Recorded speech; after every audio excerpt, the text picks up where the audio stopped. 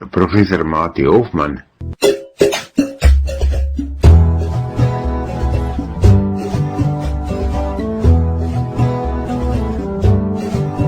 There are 8 planets in the solar system. We revolve around the sun. Join us to learn about the different planets. Now sing along and have some fun. Plug op plug, hier op Maluti FM 97.1, vraag dat Professor Mati Hofman, wat na die sterre kyk, nie net met die blote oog nie, maar ook met 'n teleskoop, van die sterrewag in Bloemfontein en van die universiteit. Hy praat met ons oor lig op die heelal, en hy wil sekerlik hê ons moet ook opkyk. Ek dink Mati, jy wil seker hê ons moet net na die sterre kyk nie, maar ook verby die sterre, dan een wat die sterre gemaak het. Professor Mati Hofman. Goeiedag vanaf Mati Hofman. Ek is verbonde aan die Departement Fisika aan die Universiteit van die Vrystaat. Verder is ek ook die bestuurder van die Naval Hill Planetarium in die pragtige Franklin Wildreservaat op Naval Hill in die hart van Bloemfontein. Dit is ook my voorreg om Maluti FM se luisteraars aan te moedig om so gou as wat die weer dit toelaat op te kyk na die sterrehemel, daarin vreugde te vind en die vlam van lewenslange verwondering helderder te laat brand. Ons lees immers in Jesaja 40 vers 26. Kyk op na die hemel, wie het die sterre geskep? Hy wat die hemelse leer laat uittrek in hulle volle getal, dit is hy wat hulle elkeen gemaak het. Met sy groot krag, sy groot mag, sorg hy dat geen een van hulle ontbreek nie. Voordat ek wegspring en vir die luisteraars riglyne gee waarvoor om op te let, kom ons luister net eers ook na wat een van die groot kerkvaders, Johannes Calvin, meer as 460 jaar gelede in sy institusie van die Christelike godsdienst geskryf het. Boek 1, hoofstuk 15. Want hoewel die heerlikheid van God in die uiterlike van die mens uitstraal, is dit ongetwyfeld so dat die eintlike setel van sy beeld in die siel is. Ek ontken wel nie dat ons uiterlike voorkoms ons ook nader aan God verbind, in soverre as wat dit ons van redelose diere onderskei en afsonder nie. Ek sou my ook nie te hewig verset as iemand van mening wou wees, dat ook dit as die beeld van God gereken moet word, dat aan die mens 'n gesig gegee is wat na bo opgehef is, terwyl alle ander wesens se oë onder op die wêreld gerig is. En aan die mens beveel is om die hemel te aanskou en sy blik na die sterre op te hef. Solank as wat dit maar net onwrikbaar vas bly staan dat die beeld van God, wat in hierdie uitwendige tekens waargeneem kan word en daar skitter, geestelik is. Nou kom ons hef ons blik op na die sterre en selfs verder. Ons moet sommer direk na sonsondergang met ons kyksessie begin. Met 'n mooi oop horison na die weste sal Venus pragtig helder in die wes-suidwestelike rigting net bo die horison lê. Heel wat hoër op in ongeveer die noordwestelike rigting lê Jupiter, wat naas Venus en die maan die helderste voorwerpe in die naghemel is. Tussen Venus en Jupiter, maar nader aan Venus, is daar Saturnus, helder, lig en geelerig. Volg dan die denkbeeldige lyn vanaf Venus, verby Saturnus en Jupiter, tot naby die noordoostelike horison, tot by die helder rooi ster. Eintlik die sogenaamde rooi planeet Mars, die planeet Mercurius. Relatief min mense het al vir Mercurius gesien, aangesien dit meestal te naby aan die son is. Mercurius het egter op 21 Desember sy grootste uitwyking vanaf die son vir die huidige omwenteling gehad. Kyk net regs effens hoër as Venus. Teen sonsondergang sal dit nog te lig wees om Mercurius te sien. Verkyker sal natuurlik baie help. Kom ons som op oor waar ons planete in die naghemel kan vind. Naas die maan gaan die planete Venus en Jupiter die helderste voorwerpe in die sterrehemel wees. Venus net bo die horison in die wes-suidwestelike rigting en Jupiter hoog op in die noordwestelike rigting, net na sonsondergang. Saturnus vertoon geelerig tussen Venus en Jupiter, en reg oor die sterrehemel in die noordooste vind ons die rooi planeet Mars, nie te ver bo die horison nie. As bonus sal die groeiende maan verby die een planeet na die ander beweeg. Teen 29 Desember by Jupiter en teen 3 Januarie verby Mars. Soos reeds genoem is Mercurius net regs bo Venus, maar dit sal moontlik 'n verkyker verg. Sover het ons op die verste tot by Saturnus gekyk, ongeveer 10 maal verder as die son, oftewel ongeveer 1500 miljoen kilometer. Lig neem ongeveer 8 minute om van die son tot by die aarde te beweeg. Ons sê die son is 8 ligminute ver. Saturnus is dus ongeveer 80 ligminute van ons af. Maar dit is nog niks teenoor die sterre nie. Ek kan my voorstel dat luisteraars vreeslik graag 'n sterkaart sal wil sien wat hulle in hulle kyksessie kan begelei. Gaan Google gerus heavens_above.com. Soek jou naaste dorp in die plekdatabasis en gaan dan na die Interactive Sky Chart.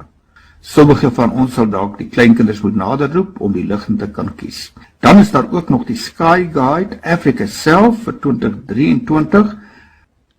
Sover het ek nog net uitgewys al 5 die helderste planete wat met die blote oog sigbaar is sommer vroegaand. Hierdie planete was van die antieke tye af aan die mensdom bekend.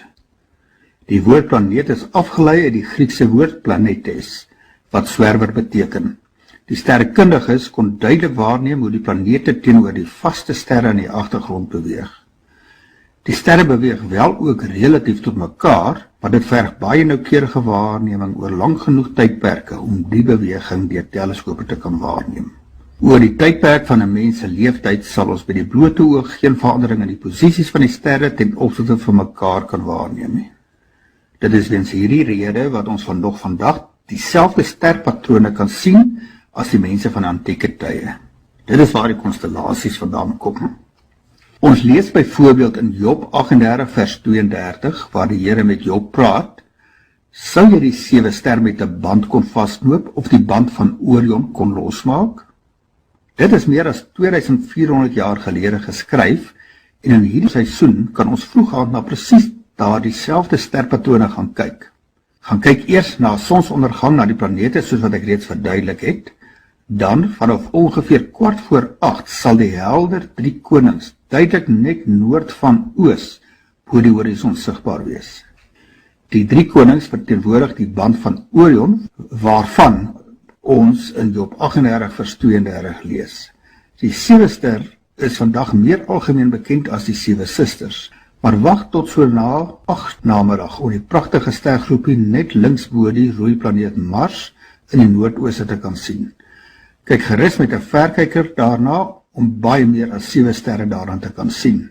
Eintlik kan 'n mens met 'n goeie sig net 6 sterre in die 7 susters sien. Waarskynlik het een van die sterre iewers in die verlede donker geword. Om 8 namiddag lê die helderste ster Sirius amper reg oos bo die horison.